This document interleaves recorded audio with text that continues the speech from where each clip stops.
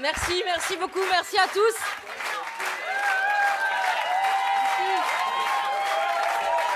Merci à tous, merci beaucoup, merci. Une petite précision avant de commencer mon discours. Mon ami Ali Rabet a dit que j'avais l'habitude de jongler avec les milliards. C'est vrai, mais ce ne sont pas les miens. Mais si cela avait été les miens, j'aurais été ravie de payer l'ISF.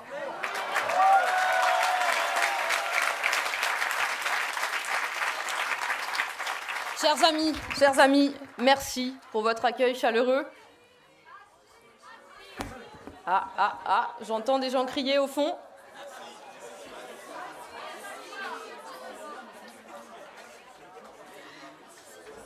Merci infiniment pour votre accueil chaleureux.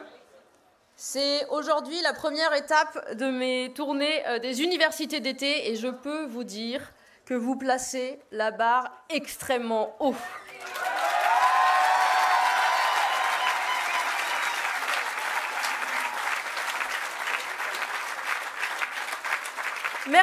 Merci pour votre soutien. Merci pour l'énergie que vous m'avez donnée, que vous me donnez tout au long de cet été si particulier.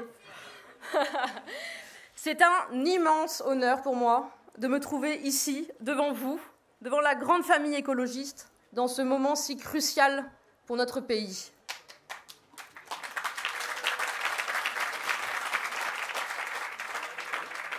Nous sommes ici à Tours, dans cette magnifique ville dirigée par un maire écologiste, Emmanuel Denis, que je salue. Emmanuel Denis qui est à la tête d'une majorité plurielle, à l'image du nouveau Front populaire. Cette union des forces, dès 2020, c'est la démonstration que la gauche gagne quand elle est unie.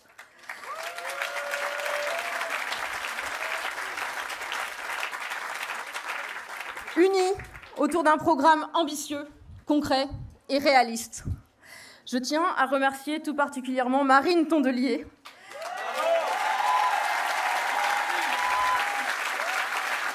et à travers elle, l'ensemble des écologistes.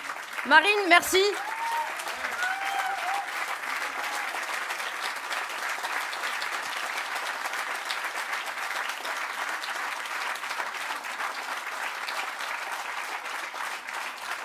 Merci Marine, merci pour ta bienveillance, pour ta sororité aussi pendant ces dernières semaines.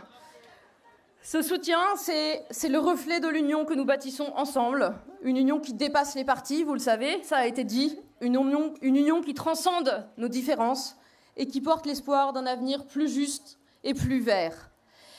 La mission qui m'a été confiée est un immense honneur, même si, je dois vous l'avouer, j'ai connu des étés un peu plus reposants. On me demande souvent pourquoi j'ai accepté cette mission, ce que certains qualifient d'impossible, je la qualifie d'audacieuse. Quand je vous vois rassemblés ici, avec votre espérance et votre engagement, avec votre énergie, j'ai envie de dire, je l'ai fait pour vous. Mais ça ne serait pas complètement vrai. La vérité, c'est que le 9 juin dernier, au soir, comme beaucoup d'entre vous, et vous l'avez dit, j'ai eu peur. J'ai eu la trouille, j'ai eu très peur. Plus qu'à tout autre moment de mon engagement, j'ai pensé que l'extrême droite...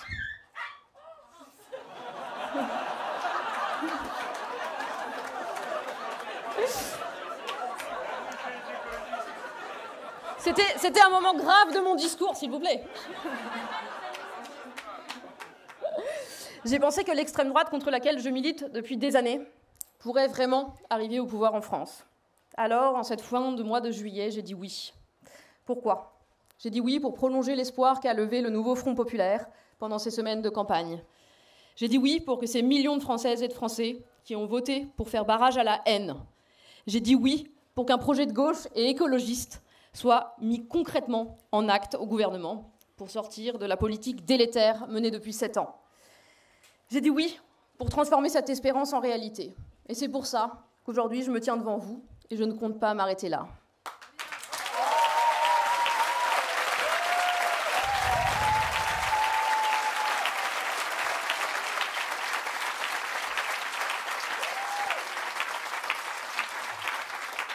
À la veille de la nomination d'un nouveau gouvernement, je voudrais vous dire une chose qui me semble déterminante. C'est vrai, la prise de conscience de la nécessité d'opérer une bifurcation écologique avance dans notre société. Et c'est dû, en grande partie, au travail de conviction et de pédagogie que vous menez, vous, écologistes, depuis plus de 40 ans.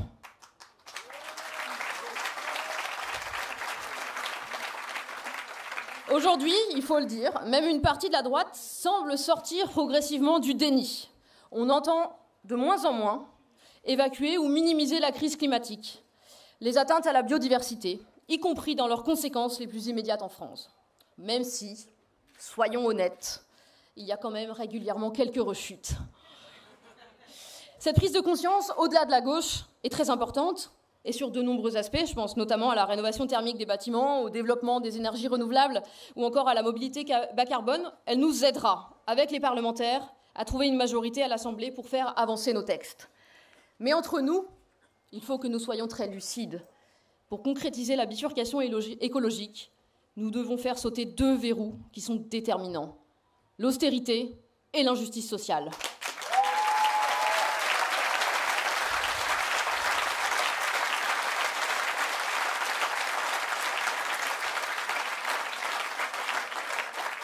Et seule une coalition de gauche et des écologistes peut aujourd'hui faire sauter ces verrous.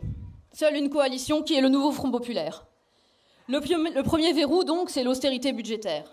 Chaque baisse d'impôts pour les plus riches, chaque avantage accordé aux multinationales, ce sont des moyens en moins pour la transition écologique. Des moyens en moins pour développer les transports en commun et le ferroviaire.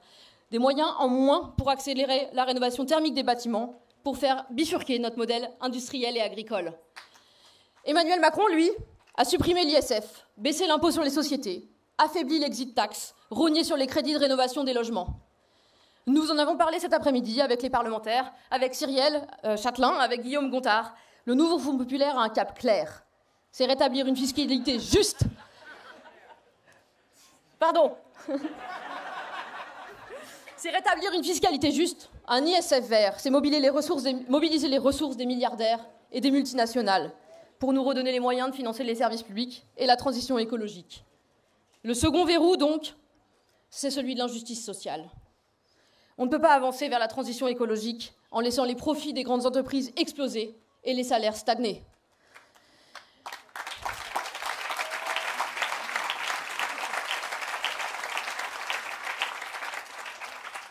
Dans un pays aussi riche que le nôtre, ce n'est pas normal que se nourrir sainement, se loger dignement, éduquer ses enfants soit une source d'inquiétude.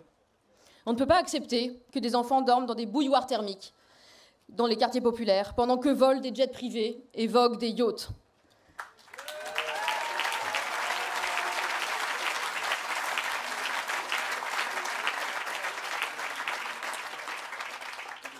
Et c'est aussi ça, construire la transition, c'est mettre toute une société en sécurité, sur le plan social, sur le plan de l'alimentation, du logement, de nos déplacements. C'est garantir à chacune et à chacun de pouvoir vivre de son travail et de son salaire. C'est garantir à chacune et à chacun un droit à la retraite et au repos, sans attendre 64 ans.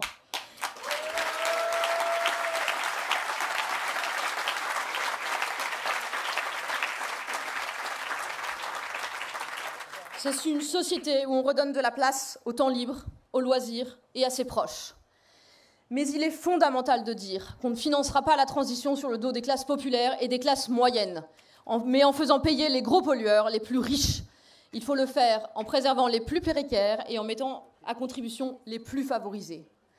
C'est cette direction que poursuivra un gouvernement du nouveau Front populaire, et je suis sûre qu'il y aura des compromis possibles sur cette base, mesure après mesure, pour construire la transition.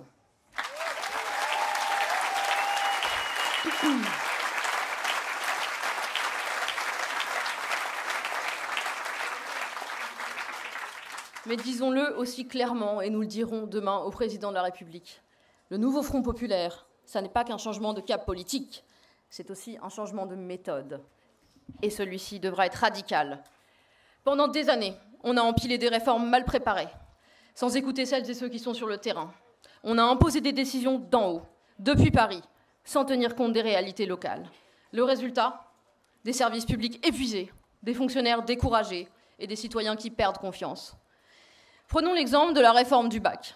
Imposée malgré les alertes, elle a dû en grande partie être défaite 2 ans après. Mais au passage, les élèves, leurs parents et les enseignants ont subi une réforme mal pensée.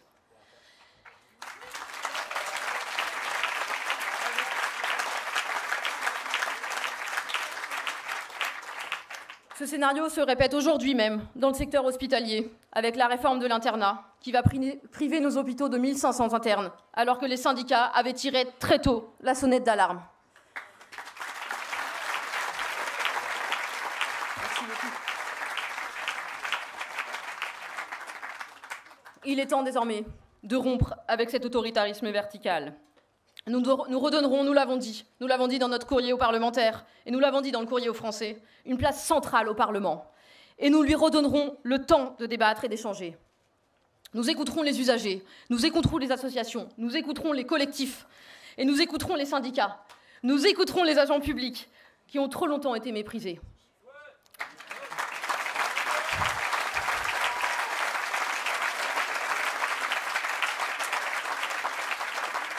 Enfin, et nous en parlions avec les élus locaux cet après-midi, nous ferons de nouveau confiance aux élus locaux, dans l'Hexagone et en Outre-mer, en pariant sur l'intelligence, l'autonomie et la créativité des acteurs de terrain.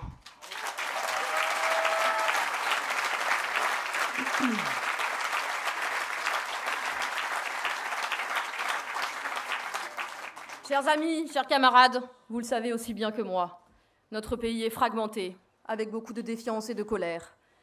Les politiques menées ces dernières années ont aggravé la situation. Les familles populaires peinent à joindre les deux bouts, les classes moyennes s'appauvrissent et les zones rurales se sentent abandonnées. Pourtant, une autre voie est possible. C'est cet élan qui a poussé des millions de Françaises et de Français à faire barrage à l'extrême droite. Mais ce barrage nous offre qu'un répit, nous le savons, il faut le garder en tête. Nous devons transformer l'essai, proposer des solutions concrètes et redonner un cap, celui d'une France rassemblée, juste et solidaire.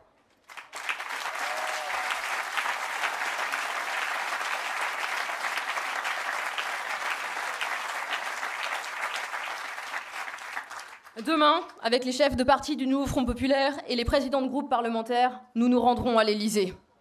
Nous rappellerons au président son devoir de respecter le choix des Français, de désigner une première ministre en phase avec la volonté populaire.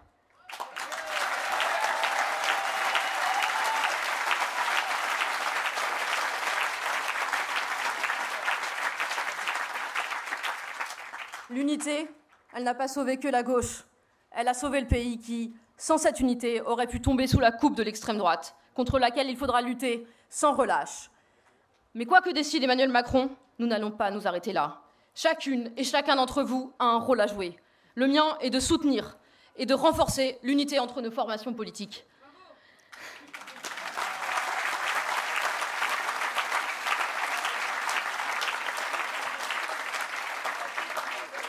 Et à cet égard, comme le disait Bruno, nous aurons besoin d'une intégration encore plus forte du nouveau Front populaire. Le vôtre, de rôle, est de maintenir l'unité en votre sein. Ensemble, nous construirons un avenir plus juste, plus vert, plus solidaire. Soyons à la hauteur.